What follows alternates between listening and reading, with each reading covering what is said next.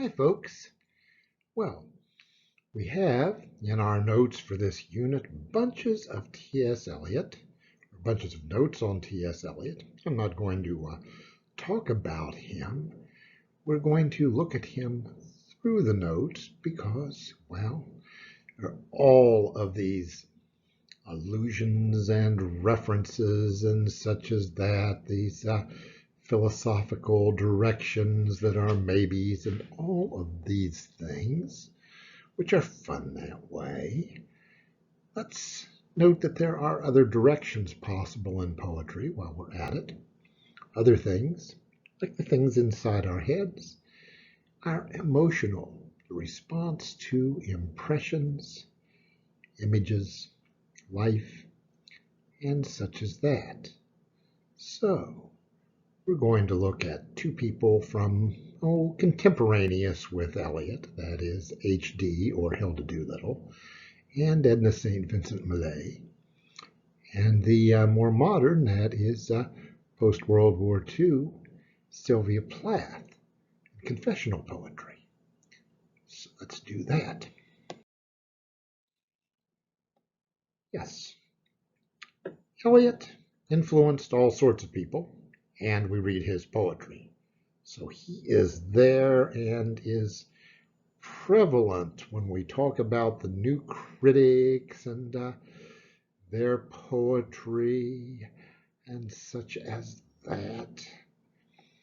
Now, Millay's work, very widely read, but not in extremely high academic fashion for quite a few years. Why? Because she, either in terms of her created figures or her more personal own stuff, did this impressionistic type, what's going on inside.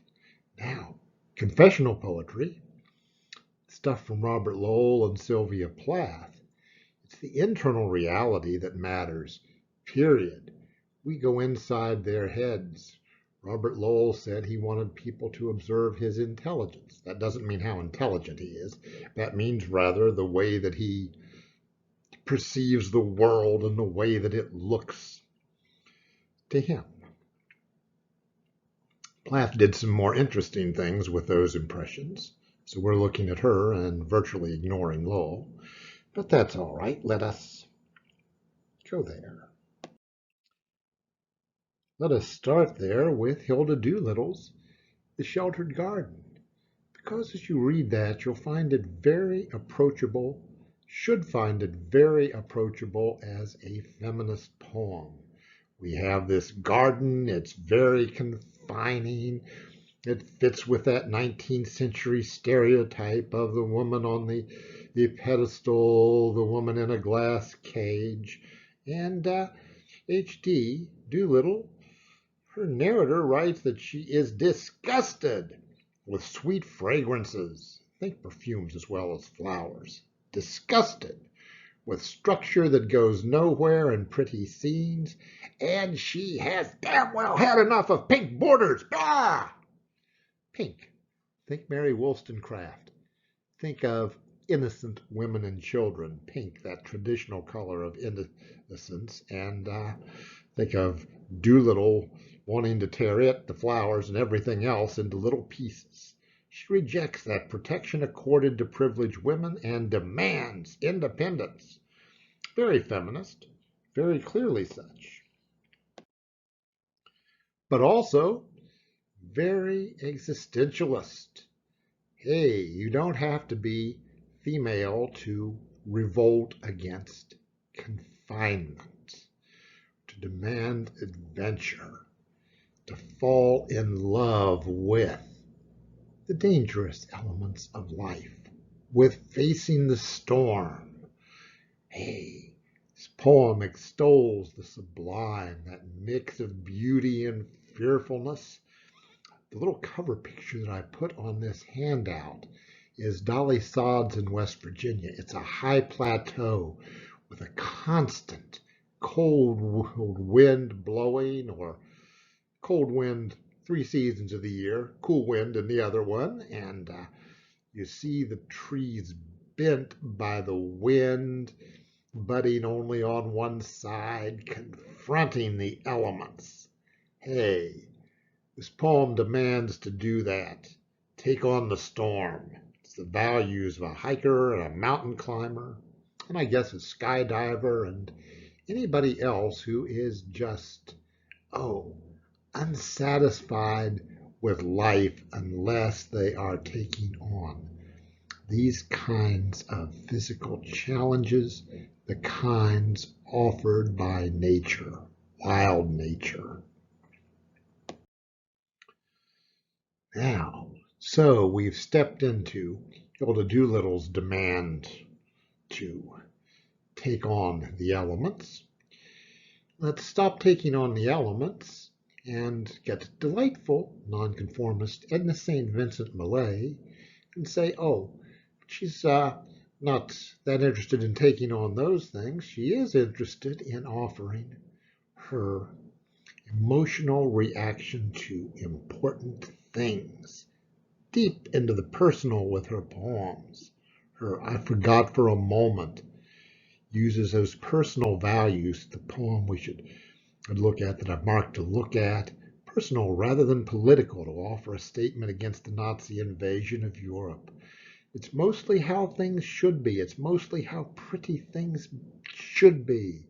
It's tulips, it's peasants harvesting grain, it's people doing things they ought to be. As she's saying, this isn't what's happening. Partly an anti-war movement in the anti-war poem, but more in the context an anti-Nazi poem, the I Forgot for a Moment, as she, I believe, is invoking people to go forth and kick ass, despite the poem being focused so much on peace and her emotional desire for that. Call for empathy, action from the heart. Now, step into modern period, and we can get more personal with Sylvia Plath's Blackberrying. Analysis of that's up on Canvas, and you're going to care about that analysis. It's one of the things we are caring about in here. Now, Plath's poetry overfilled with hyperbole. Some of you should be familiar with her and some of those extreme things, and her account of In the Bell Jar prose about her little period in a mental institution. Because Plath had serious mental and emotional problems, was hospitalized. Inside her head was some sort of hellish scene, and we get glimpses of that in her poetry. Her death was a suicide, last of several attempts to seriously harm herself, so she had an extraordinarily rocky life. Now, talk about her and confessional poetry and say, she's telling us something worth seeing. For all the hyperbole, all of these things, we are stepping into, yes, her mind, her consciousness, and seeing something worth the time of observing it.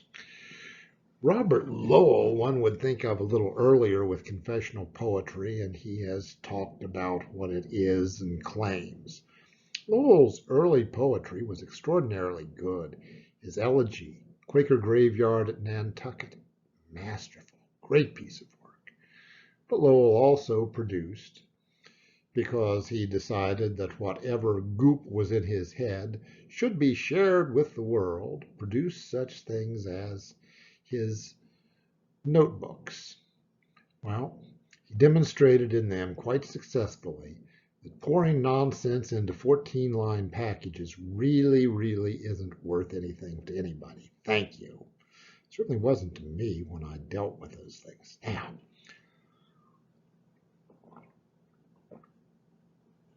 Plath, much more interesting. Interesting, I guess, because she was insane. That's unfortunate. Hate to have to say it that way. But when her hyperbolic rage was under control, she wrote these masterful things, the imagery, development of blackberrying, absolutely fantastic. And G. We are interested in traumatic things, such as what's in Plath's head with all the trauma. So, folks, that gives us this little bit here. We can care about T.S. Eliot's influence, look at his poetry. Boy, we'll look at his poetry. Got bunches of notes. But we should be aware that this is not the only direction possible in poetry. Millay was a bit out of fashion, at least had less influence for a while, and then we look at modern poetry, later 20th century, and we see personal elements in lots of the poetry that we'll be looking at, and we see this very, very personal stuff in confessional poetry in things like Sylvia Plath was doing.